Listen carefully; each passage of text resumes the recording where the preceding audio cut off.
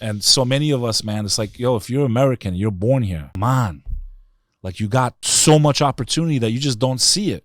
But you, like, some of the stuff that you saw and some of the stuff that some of the other kids who were born there and immigrated here, some of the stuff that they saw, it's almost impossible to convey that to children that are growing up in the United States. It's got to be impossible, right? Like the only way Film doesn't a little bit, right. You can learn tiny bit. You can learn stuff in school. The experience, the firsthand experience, The trauma, brother. that trauma, that knowledge that firsthand knowledge that you have burned into you. That's something you can't really instill in somebody that's never been through it themselves. But we keep going the way we're going. I think all of us are going to get to experience it here if we don't get our shit together fast. You know, we're printing money like crazy. We still haven't recovered from what happened 2-3 years ago. New York City, my friend, the way things are looking, I'm going to have to leave my own city. Things are just out of control everywhere right now. And people really need to we need to rope this in. Enough with the division. I understand there's two very different ideologies out there right now. But if we don't find a way to come in the middle somewhere, we're all in trouble and we all go down. So, you know, I agree with you. There's nothing like going through a trauma or an experience to really light a fire under someone. It's either going to destroy you completely, right, or it's going to make you. Right, exactly. And when it makes you, like it really makes you. Yeah. Right. So for me, one of those life-changing events for me, for example, was like when I lost my brother. That type of trauma, I came out a completely different person. It's like being put into a pressure cooker, right? When you go through something where you lose something or something horrible happens to you, you either can choose to live the rest of your life destroyed, which unfortunately a lot of people do. They go towards drugs or alcohol or whatever the case may be because they can't handle the pain. Or you embrace that pain. You tell yourself mentally, no matter what, I'm never going to give up. It might take me years to get back up. It took me years to get back up. And you use that pain for fuel. And I think that's what a lot of immigrants do. They say, hey, I went through all this crap. Right.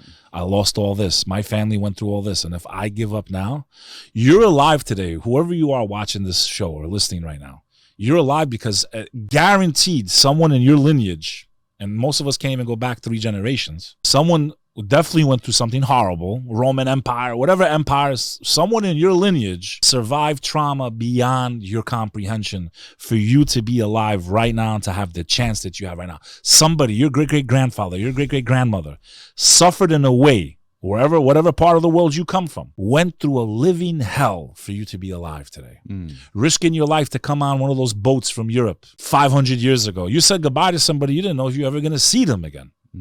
And most of the time you didn't. So someone in your ancestry went through a living nightmare for you to have the chance right now that you're throwing in the garbage. And if you can instill anything. So I think people need to I think everyone's preoccupied with just stupidity, man. Take a step back, focus, think.